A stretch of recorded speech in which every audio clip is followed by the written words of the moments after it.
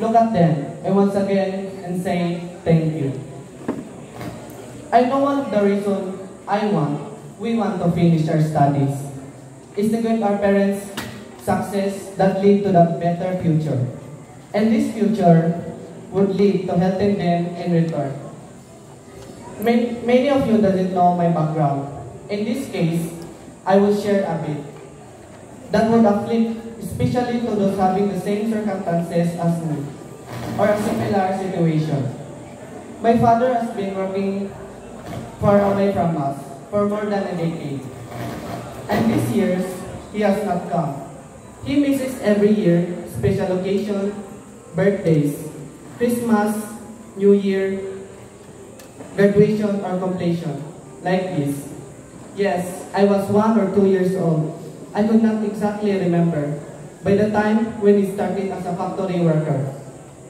He has not come since 13 years. We are used to having him far away. Phone video call is our only way of connecting to him.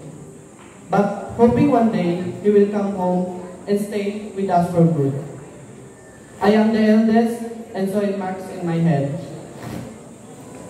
to stand as a father figure to my siblings. Aside from my mama, who stand as the nanay and tatay.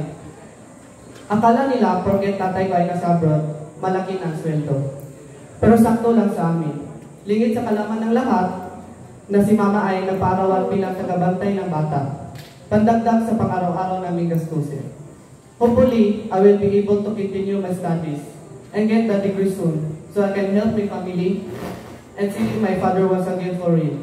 Nang harap-harapan at mayakap talaga siya, hindi na virtual hug. To my co-completers, huwag nating kalimutang magpasalamat sa ating butihing mga magulang. Ang ating accomplishments ay testamento sa kanilang sakripisyo at pagpupunyagi para makapag-aral tayo. Muli, maraming salamat, Papa, Mama, Tatay, Nanay, Daddy, Mami, at mga guardian namin.